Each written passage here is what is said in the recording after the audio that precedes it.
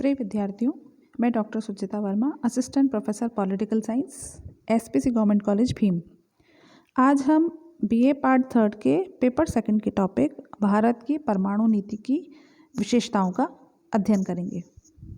पहली विशेषता है शांतिपूर्ण प्रयोग के लिए परमाणु ऊर्जा का इस्तेमाल।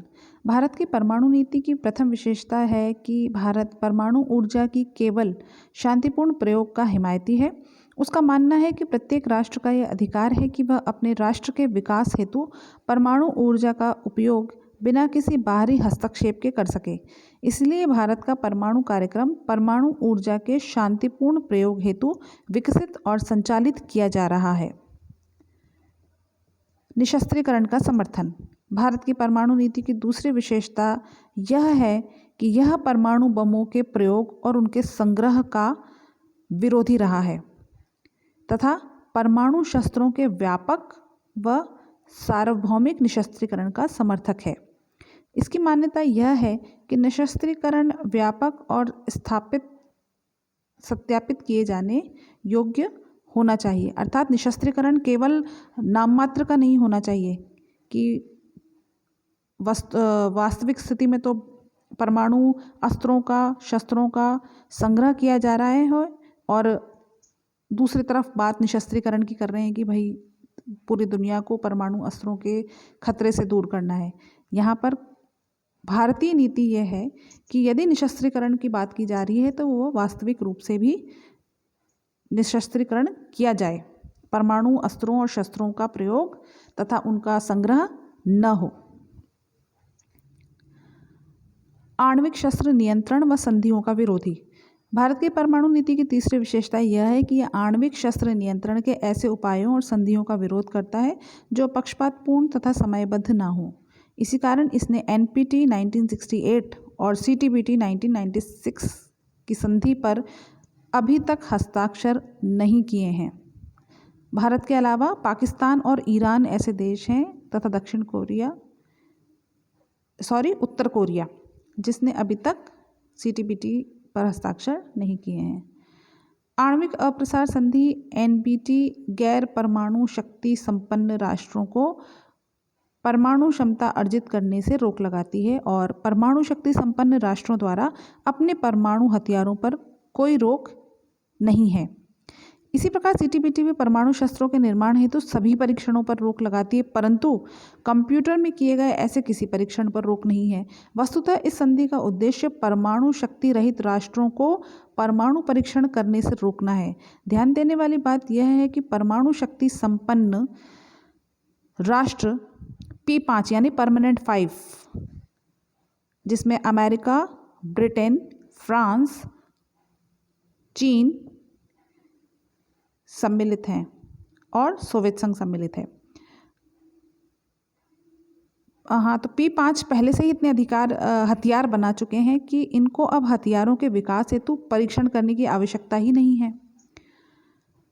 निशस्त्रीकरण के क्षेत्रीय प्रयास। भारत की परमाणु नीति की चौथी प्रमुख विशेषता है कि परमाणु निशस्त्रीकरण के क्षेत्रीय प्रयास अधूरे हैं, अतः इनका निशस्त्रीकरण सार्वभौमिक और व्यापक स्तर पर होना चाहिए, क्योंकि परमाणु हथियारों का मारक क्षमता वैश्विक स्तर की है तथा इससे केवल सैनिक अड्डे ही नहीं बल्कि पूरी सभ्यता के विनाश को खतरा है।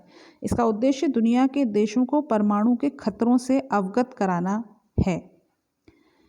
देश की सुरक्षा सुनिश्चित करना। भारत की परमाणु नीति का उद्देश्य देश की सुरक्षा और प्रतिरक्षा को सुनिश्चित करना है।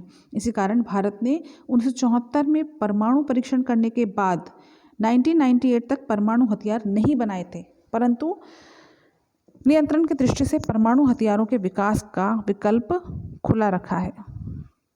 भारत 11 और 13 मई 1998 को परमाणु परीक्षण करने के साथ ही परमाणु शक्ति संपन्न राष्ट्र बन गया है और इन हथियारों के नियंत्रण प्रयोग हेतु प्रतिबद्ध है। भारत की इस परमाणु नीति का पहला मूलभूत सिद्धांत है कि पहले हम इसके इस्तेमाल नहीं करेंगे। India's nuclear doctrine is no first use. Bharat आगे से किसी के ऊपर परमाणु हमला नहीं करेगा। आइए हम जानते हैं कि 1998 के बाद भारत की परमाणु नीति कैसी रही। भारत ने 5 दशकों तक परमाणु शस्त्र न बनाने तथा शांतिपूर्ण नीति पर आधारित मानवीय क्षमता का विकास करने के बाद भारत ने 1998 में परमाणु हथियार बनाने के लिए 11 और 13 मई 1998 को पोखरण में दूसरे परमाणु परीक्षण पोखरण 2 के अंतर्गत 5 परमाणु परीक्षण किए थे। भारत में 1974 में एक परमाणु परीक्षण किया गया था तथा उसके बाद परमाणु परीक्षण न करने तथा हथियार न बनाने की नीति को बनाए रखा था।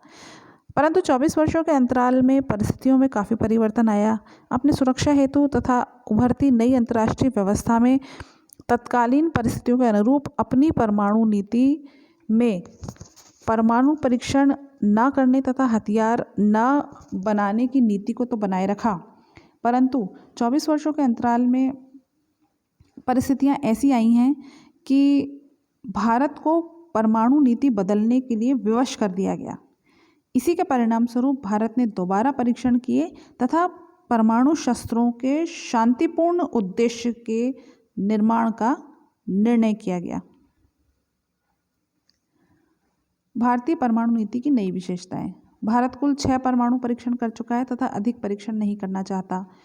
वह विश्व में व्यापक निशस्त्रीकरण का पक्षधर है। अनेक देशों ने भारत को परमाणु संपन्न राष्ट्र का दर्जा दे दिया है। भारत ने सभी परीक्षण अपनी सुरक्षा और आवश्यकताओं को ध्यान में रखकर किए हैं और उसकी नीति किसी भी देश पर पहले अस्त्र का प्रयोग करने की नहीं है।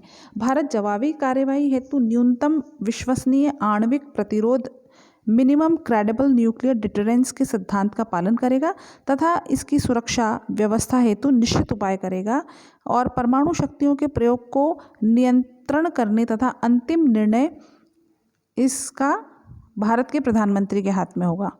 भारत के द्वारा निर्मित तथा विदेशी तकनीकी सहायता से भारत ने परमाणु शस्त्र का निर्माण कर लिया है, जो इसके वैज्ञानिकों के सूझबूझ और इसकी तकनीकी वैज्ञानिक प्रगति को भी दर्शाता है।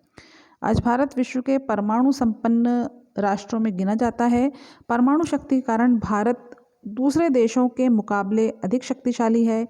काफ़ी समय श्रम और प्रयास के बाद भारत को ये शक्ति प्राप्त हुई है, परंतु सर्वाधिक सकारात्मक चीज़ यह है कि भारत इन सब का प्रयोग शांतिपूर्ण उद्देश्यों के लिए ही कर रहा है, न कि अपनी शक्ति को बढ़ाकर वैश्विक दबाव की रणनीति बनाने के लिए।